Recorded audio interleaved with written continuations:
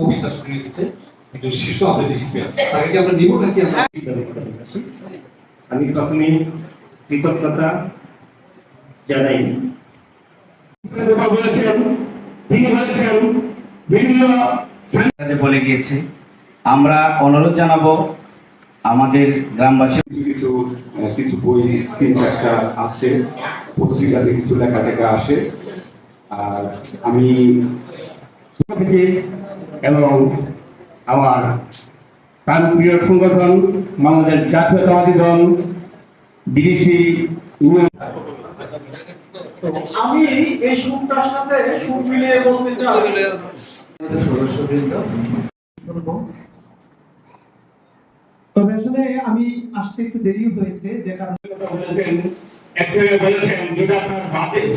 এটাকে একটা digital library করার বিষয়ে আমার মনে হয় আপনারা দুজন আজকে নজরুলের জন্মজয়ন্তী প্রোগ্রামে চিন্তার বাইরে, কল্পনার বাইরে আমাদের না, ওনারও আমরা এমপি চেয়েছিলাম, উনি প্রতিমন্ত্রী হয়েছেন, উনি ডেপুটি স্পিকার হয়েছেন, রাষ্ট্রের চতুর্থ মানুষ উনি হয়েছেন।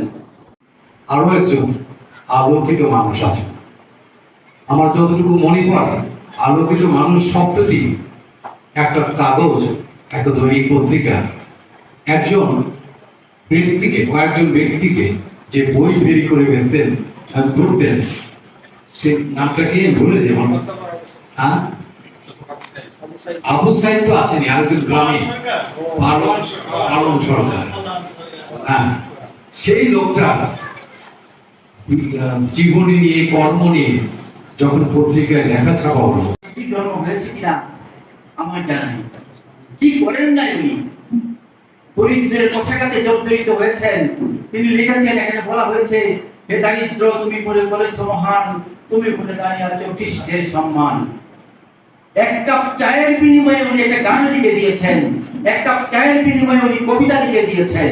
আমার জীবনকে কেমনে চিনি সে কথাই জানাবো এখন আমি।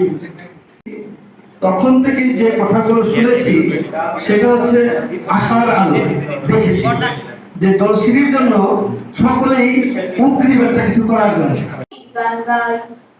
আমার চোখে পুরুষ রমণী কোন ভেদাভেদ নাই। বিশ্বে যা কিছু মহান সৃষ্টি চিরকল্যাণকাল, অর্ধেক তার করিয়াছে নারী, অর্ধেক তার নয়।